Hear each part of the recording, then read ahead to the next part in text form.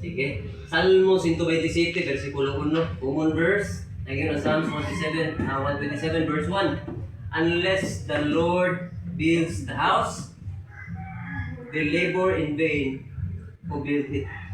Unless the Lord guards the city, the watchman stays awake in vain. Short, kung ang usa ka struktura, usa ka paningkamot ba, dili na ubanan sa Ginoo, tawang tanan. Sama ni ini. Kani, pwede man siguro sa mata, standard sa tao, kung lantawon ba, ligon kaayo. Pero ang tinuod, ang kaligon o ang kanamang strength sa usa ka struktura o usa ka building, o dili gid sa building, parsonage sa actually parsonage. Wala siya nakabase sa standard sa mata nga wala nagpasabot nga ligon kay material, ligon kay ba dindot, wa ko man gid doon. Wala nagpasabot nga tinuod gyud ang ligon tungod kay kung wala ang Ginoo diha, wala man Ginoo maguban ani, wa ang Ginoo magpandom ini. Tawang nagid ko ni. Wala sa the greatest and strongest foundation of any home is not the structure itself, it's not the material, it's not the comfort it gives. Yes? Part na, indot mo yun. But it is the Lord. It is the Lord. Mahugid na sa ang pinaka strongest foundation. Muna, pinagyan ng verse doon yung upat kabutang, ako nakita, nga pwede na ito na mapamalandungan. Upat kabutang, when the word of the Lord says, unless the Lord builds the house, they labor in vain who build it. Unless the Lord guard city, the watchman stays awake in vain. Pagkabutang, ako nakita, ang stability, wala sa material nga gamit. Ang stability na ng mga personage, wala sa material. Bisan pa tingali upot, kautan ng gamit, ani. Ang tinuod nga stability, naas Ginoo. Nasa sinuganan pa lang ba, naan ang pandong sa Ginoo. Pwede man, kabantay ta nga, daghang mga struktura nga, mukay pagkaman nindot kayo, pero naisara, giyagi katalag man. Nahugno, nagtay, ako ba gani, o panahuman na, mauna siya. Hinumdo na itong tanan, na ang stability, sa usa ka structure, sa usa ka panimalay, sa usa ka sama ni personage, naas Ginoo. Na kung ang Ginoo mo'y nagtukod, ang Ginoo mo'y nagplano, ang Ginoo mo'y nag-provide,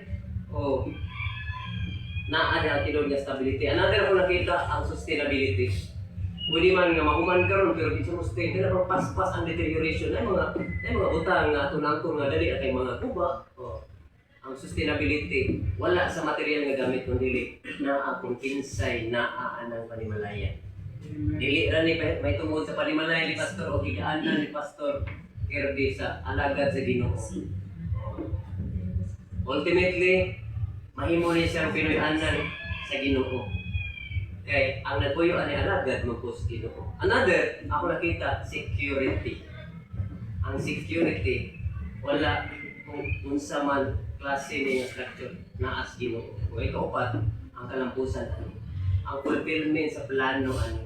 Kani mo panimalay, kini mo personage, na mugso magid ni para sa alagad sa Ginoo.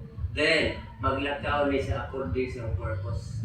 Na kung doon na may mga kanabang ministry nga manggawas gikan dinhi pinaagi sa kinabuhi ng pastor, nagsugod na nining dapita. Na kung doon na may mga paghilak, kung doon na may buhaton silon sa gawa sa kinabuhi ni Pastor Kirby, nagsugod na nining dapita tungod kay naa ang Ginoo. Daghang mga paghilak siguro, daghang mga pag-ampo nga naa nining dapita, may tabo nining dapita. Mga pagdaig, tabo nining dapita. O mo ni ang purpose ay mga personage. Nga kung doon naman po yung mga nakinahanglan o kung sana, kinahanglan tambal, kinahanglan council o ma-apply niya o magamit niya sa iyang purpose. Nadili lang siya kana bang literal nga igdaanan. Yes, igdaanan, katudanan, pero beyond anak, mahimo ni siyang refuge. Mahimo ni refuge. Mahimo ni refuge sa mga nakinahanglan o ampo. Namang mga panahon nga, tayo mong visit. As pastor, mag-ampo ko. Pero before si pastor mo ministeryohan sa sedaan ni napitas Ginoo. Mao ni nga dili ni sa basta-basta nga personage ra. Dili ni sa basta-basta nga personage ra nga higdaanan. Ang tilong nga comfort pwede nga aircon pero kung wala ang Ginoo, wala ra rin. Hassle ra gyapon. Mao na nga takos sa ngayan gyud nga una sa tanan, in the first place, first thing first. Si Lord gyud ang mapasidunggan. Si Lord ang ma-acknowledge nga mo tag-iya. Ani? Para di ta mabalaka, ikaw tag-iya, Lord. Si Lord mo tag-iya, o si Lord ang ultimate nga naa ning dapita. O itagaan lang ka og pribilehiyo sa Ginoo nga makapuyo o makakuan aning dapita. Kana pag makasulod ning dapita.